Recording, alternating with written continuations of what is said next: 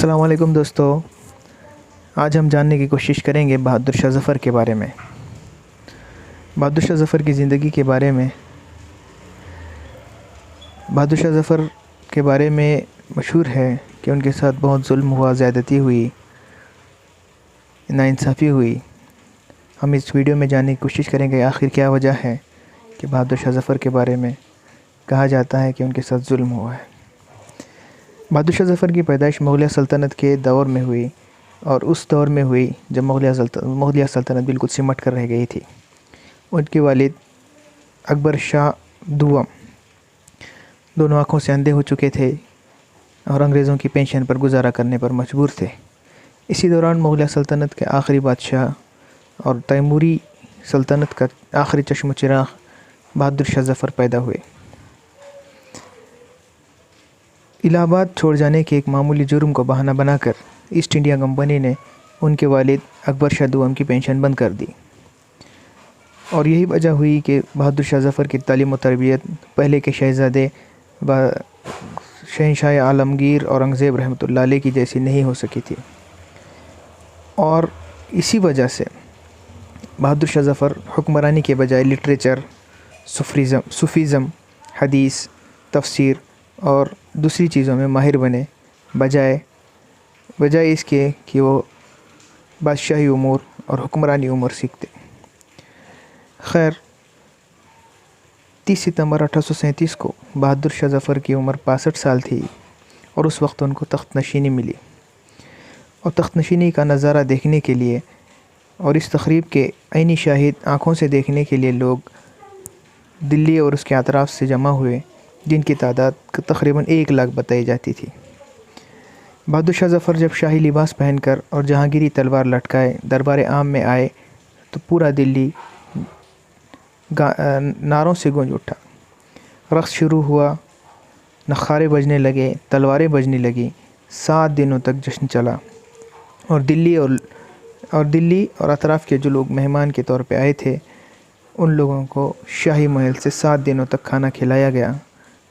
Knees 7 दिनों तक ये जश्न चला। ये बात काबिल ज़िक्र है कि बहादुर शाह ज़फ़र के पास वो सल्तनत नहीं थी जो इनके आबा व अजदाद के पास थी। सिर्फ दिल्ली और उसके अतराफ़ के कुछ इलाक़े रह गए थे, क्योंकि औरंगज़ेब के बाद शहंशाह आलमगीर औरंगज़ेब के बाद बहादुर शाह ज़फ़र तक आने वाले तमाम के तमाम बादशाह बिल्कुल नाअहल साबित हुए। ऐश थे, हुकूमत, मामलात और दीगर चीज़ों में बिल्कुल गैर दिलचस्प थे।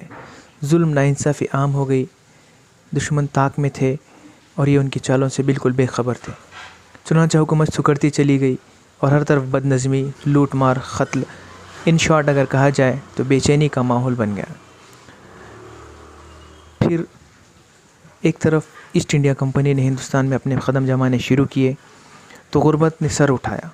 तो ये हाल हुआ कि फ़ौजी अपनी तलवार और ढाल गिरवी रखने पर तक मजबूर हो गए। खैर, बहादुर शाह ज़फ़र की तख्त नशीनी तो हुई, लेकिन अंग्रेज़ों की जानिब से बहादुर शाह ज़फ़र के खिताब शाही को ख़त्म कर दिया गया। कंपनी की तरफ से बादशाह को बेइज़्ज़त करने, नीचा दिखाने की कोशिश जारी रही। दूसरी तरफ शाही ख़ानदान में आपसी झगड़े बढ़ते ही चले गए। ईस्ट इंडिया कंपनी की जानिब से मिलने वाले तोहफ़े बंद हो गए। 1843 में बादशाह की पेंशन में इजाफ़ा नहीं किया गया। इसी तरह हिंदुस्तान के जो मक़ामी मज़ाहिब थे, यानी हिंदू मत और बुद्ध मत और दूसरे मज़ाहिब जिस तरह ही इस्लाम है और पारसी है, इन मज़ाहिब की बेहुरमती की जाने लगी और ईस्ट इंडिया कंपनी अपने मज़हब यानी ईसाई मज़हब की तबलीग, तशरीह और लोगों के साथ इशाअत करने की और उसकी तबलीग करने में जुड़ गई। किसी शायर ने क्या खूब कहा है, नहीं हाले दिल्ली सुनाने के काबिल, ये क़िस्सा है रोने रुलाने के काबिल। उजाड़े लुटेरों ने वो क़स्र इनके इसके जो थे देखने और दिखाने के काबिल। न घर है न दर है, फ़क़त एक ज़फ़र है, फ़क़त हाल दिल्ली सुनाने के काबिल। इसके आगे का पार्ट बहुत जल्द आएगा, इंतज़ार कीजिए। शुक्रिया।